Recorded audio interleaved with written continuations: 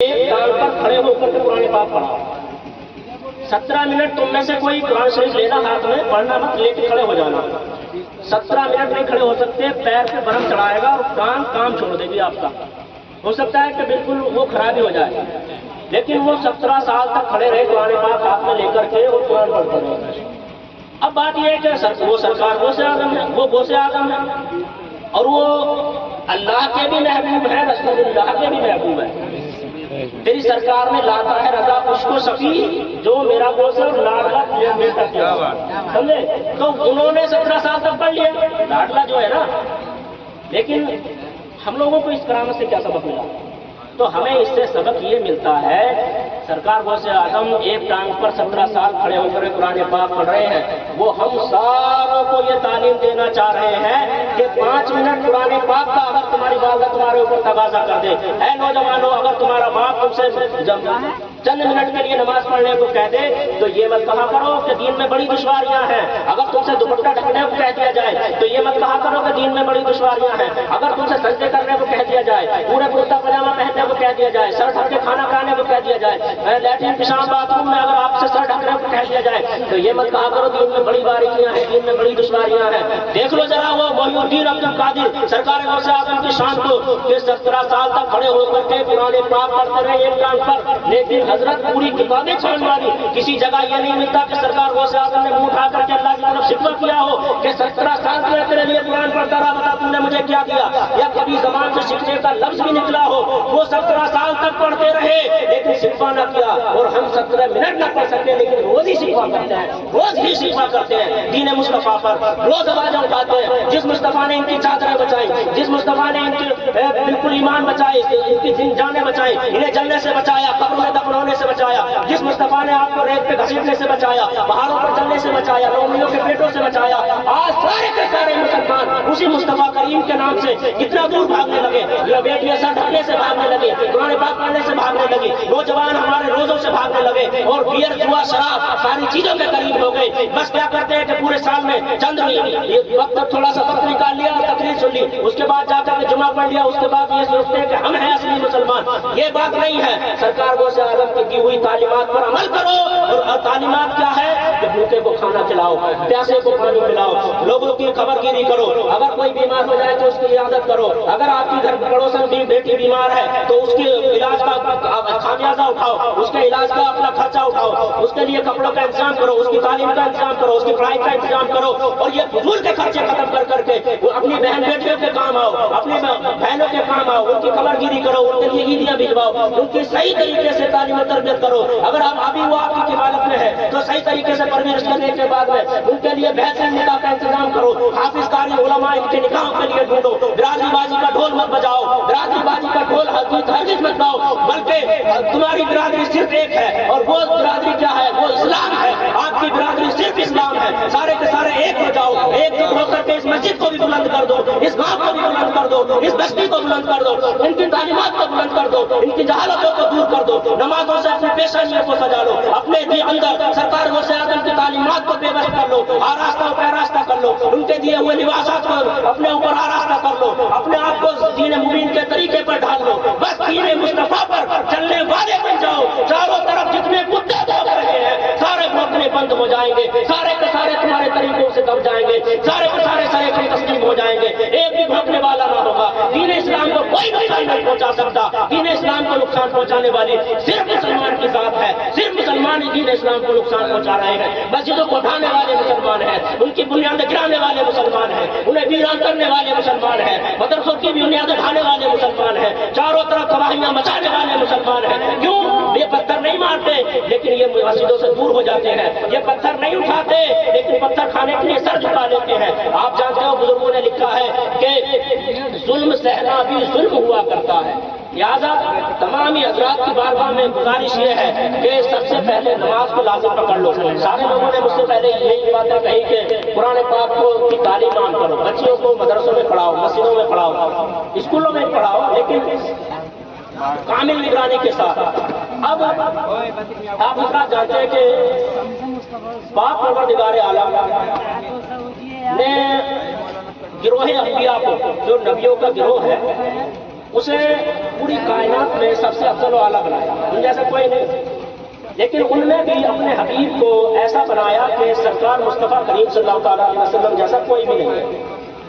ان ہمارے پیارے آقا صلی اللہ تعالیٰ علیہ وسلم کا عکس پڑ رہا ہے چاروں خلفائے راشدین پر اور سارے صحابہ کرام پر، لیکن سارے صحابہ میں 4 صحابہ کرام وہ بہت زیادہ اولو العزم ہے اور انہیں ہم خلفائے راشد کہتے ہیں۔ ان میں سے ایک کے اندر شان صداقت ہے، وہ ہے صدیق اکبر، ایک کے اندر شان عدالت ہے، وہ ہے فاروق اعظم، ایک کے اندر شان غنا ہے، وہ ہے عثمان غنی، ایک کے اندر شان شجاعت ہے اور وہ ہے مولائے کائنات۔ اب ان چاروں کا زمانہ رخصتی کے قریب پہنچا، یہ چاروں دنیا سے چلے گئے۔ ضرورت تھی زمانے کو کہ کوئی ایسا ہو کہ جس مصطفیٰ کریم کی ان چاروں پر عکس پڑ رہا ہو، تو کوئی ایسا آئے زمانے میں کہ ان چاروں کا پرتو اور ان چاروں کا عکس اس پر پڑ رہا ہو، ایسا کوئی دنیا میں آئے۔ اللہ تعالیٰ کی مشیت نے، رحمت نے پکارا اور بغداد کی سرزمین کے مقدر کو بلند کر دیا اور سرکار غوث اعظم کو اس ایران کی سرزمین کے گاؤں جیلان میں پیدا فرمایا۔ جب سرکار غوث اعظم جیلان میں پیدا ہوئے تو پیدا ہونے کے بعد میں جب آپ نے پڑھ لکھ کر کے پروان چڑھے، اب جو دیکھتا تھا اس کو سرکار غوث اعظم کے اندر شان صداقت کی نظر آتی تھی۔ اب شان صداقت کیسے؟ آپ جانتے ہیں کہ غوث اعظم نے بغداد کے منبر پر کھڑے ہو کر یہ اعلان کیا تھا کہ میرا یہ قدم تمام اولیاءوں کی گردنوں پر ہے۔ تو سارے اولیاء کرام نے بھی تسلیم کر لیا اور آج تک ہم لوگ بلا تمثیل بیان کرتے ہوئے چلے آ رہے ہیں۔ کیوں؟ یہ لفظ جہاں سے آ رہے ہیں وہ جھوٹا نہیں ہو سکتا، اس کے اوپر شان صدیق کا پرتو پڑ رہا ہے، وہ جو کہے گا اس کی بات کی تصدیق ہی کی جائے۔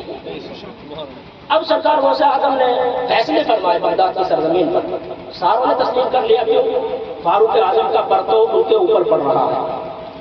اس کے بعد میں آپ نے سخاوت کی اور آپ کی سخاوت اس قدر بڑھ چڑھ کر کی کہ بزرگان دین فرماتے ہیں کہ آنکھوں کی طرح آپ سخاوت فرماتے ہیں۔ کیوں؟ کیونکہ سرکار حضرت عثمان غنی کا پرتو ان کے اوپر پڑ رہا ہے۔ آپ کی طاقت قوت ایسی تھی کہ بڑے سے بڑا بادشاہ، بڑے سے بڑا پہلوان آپ کے سامنے ٹک نہیں سکتا تھا۔ کیوں؟ کیونکہ شان شجاعت ان کے اوپر پڑ رہی تھی۔ یہ چاروں عکسوں کے اندر جمع تھے۔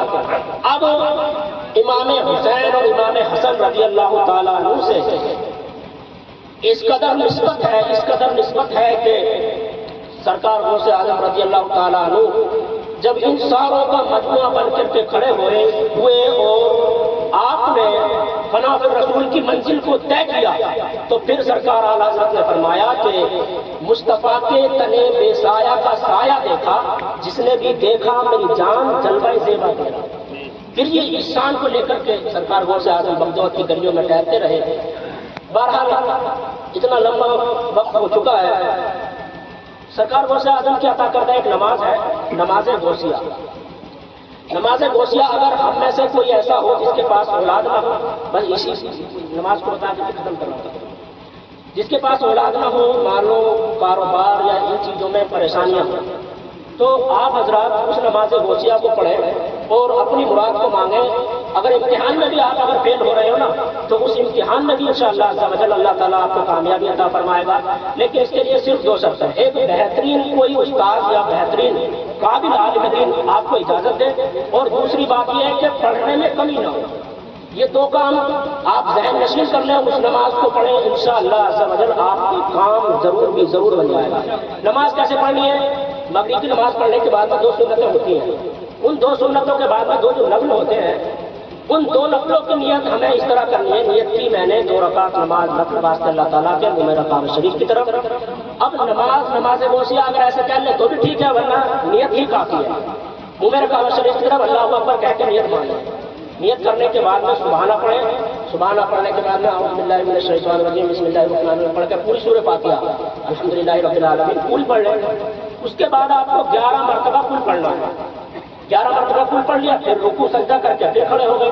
उसके बाद में बिस्मिल्लाह पढ़ के सूरह फातिहा पढ़ ली, फिर आपको 11 मरतबा कुल पढ़ना है, सलाम फेर लिया। सलाम फेरने के बाद में आपको अल्लाह की हम्द करनी है, ऐसी अल्हम्दुलिल्लाह रब्बिल आलमीन इतना कह लें कि नहमदुहु व नुसल्ली अला रसूलिल करीम, ये भी हम्द है। अगर आप अरबी में नहीं पढ़ सकते तो या अल्लाह ताला तेरा शुक्र और एहसान है कि तूने मुझे इस लायक बनाया, ये भी हम्द है, ऐसे कह लें। उसके बाद में पढ़ें या रसूलल्लाह या हबीबल्लाह हक़िसनी वमदुदनी फी क़ज़ाई हाजती या क़ाज़िल हाजत। इसको आप बैठे बैठे 11 मरतबा पढ़ें।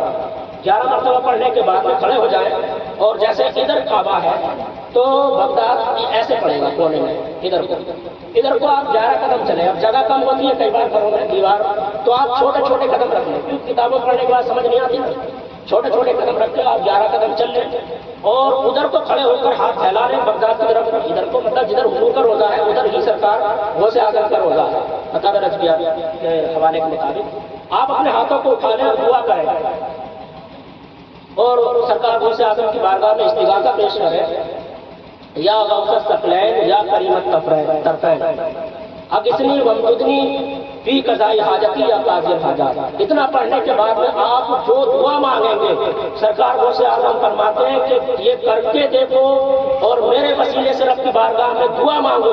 जो मेरे वसीले से अल्लाह की बारगाह में दुआ करता है, मैं उसकी दुआ कबूल करवाता हूँ। ये शान है सरकार गौसे आज़म की। आला हज़रत फरमाते हैं हुस्ने नीयत हो तो खता करता ही नहीं, आजमाया है जगाना है दोगाना को। यही 2 रकात नमाज की बात कर रहे हैं सरकार आला हज़रत। तो इसी के बहाने से आप मगरिब की नमाज भी अदा कर लेंगे। इसे अपनी जिंदगी का मामूल बनाए, जब जब आपको हाजत हो इसे पढ़ें। अल्लाह ताला की बारगाह में दुआ करता हूँ अल्लाह तमाम माओ बहनों की, यहाँ आने वाले भाइयों की, नौजवानों की, सबकी तबीयतों को साफ और शफ़ाफ फरमा दे, सबके